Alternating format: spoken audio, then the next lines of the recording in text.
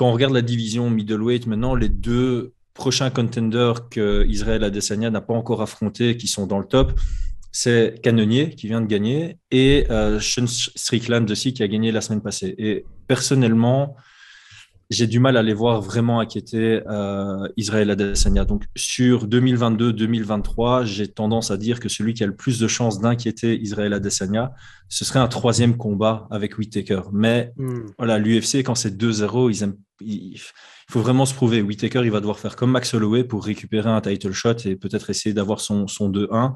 Aussi serré, le combat du week-end passé ait été. Mais qu'est-ce qu'il peut faire de plus finalement Robert Whittaker dans l'optique d'une trilogie? Parce que là ça paraît quand même compliqué même s'il y a un troisième combat, on se souvient. Enfin si on est dans une situation différente, à savoir Max Holloway contre Volkanovski, le premier combat est à l'avantage de Volkanovski, même si Max Holloway, bon, revenait tant bien que mal en fin de combat. Deuxième combat, Max Holloway démarre très fort avec 2 knockdowns et ensuite Volkanovski s'adapte. Donc tu vois, il y a une petite histoire. Là, mine de rien, sur les deux combats, il y a un KO, un knockdown dans le deuxième combat, et puis mine de rien, ensuite, même si Robert Whittaker revient bien, Israël Adesanya gagne à la décision. Là, moi, je me dis, qu'est-ce que peut faire Robert Whittaker en plus pour s'imposer face à Adesanya, sachant qu'il y a aucun moment dans le combat, alors je te rejoins complètement, c'est, par moment, le combat est très serré, mais on n'a jamais vu Adesanya proche de la rupture. Mm. Non, du tout. C'est vrai qu'on était très loin d'un finish. Là où on a été le plus proche d'un finish, c'est sur le knockdown. Et c'était Ouais. pas un gros knockdown, c'était un knockdown parce que Whittaker était sur un appui. Après, voilà, j'ai entendu Jack Slack dire que c'était pas un vrai knockdown parce qu'il est sur un appui, il tombe, il se relève directement. Quand on regarde au ralenti, on voit quand même que il est légèrement désorienté.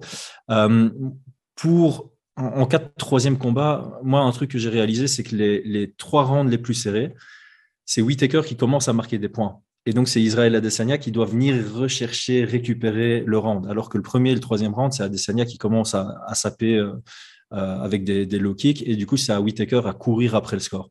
Donc, la première chose, ce serait d'ouvrir chaque round en prenant d'abord des points et en forçant Israël Adesanya à ouvrir son jeu. Et le deuxième point, c'est continuer. Donc, tous les takedowns qu'il a réussi, c'est parce qu'il a eu un bon timing dessus. Tous les takedowns qu'il a ratés, c'est parce qu'il a essayé proactivement d'aller les chercher de trop loin et il n'avait pas accès aux hanches.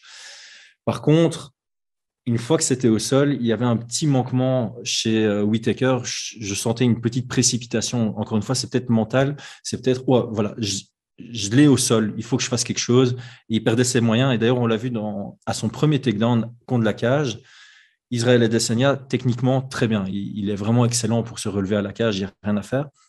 Whittaker a eu plusieurs opportunités, soit de venir casser la base, parce que Whittaker se posait sur sa main gauche.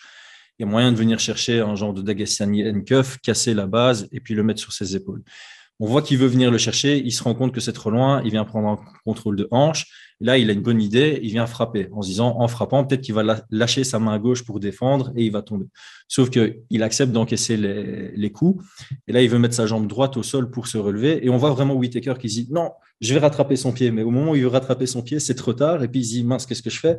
Je viens chercher le body lock. Et donc, ça manquait un peu d'anticipation. C'est-à-dire qu'il était vraiment réactif par rapport à ce que Adesanya faisait au sol, plutôt que se dire, OK, Adesanya est dans cette position. S'il veut se relever, il doit soit bouger son pied droit, soit se relever avec son bras. Je vais couper une des deux opportunités pour le maintenir au sol.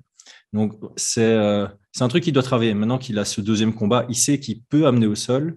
Maintenant, il doit travailler absolument sur ce contrôle. Position before submission et position before ground and pounds.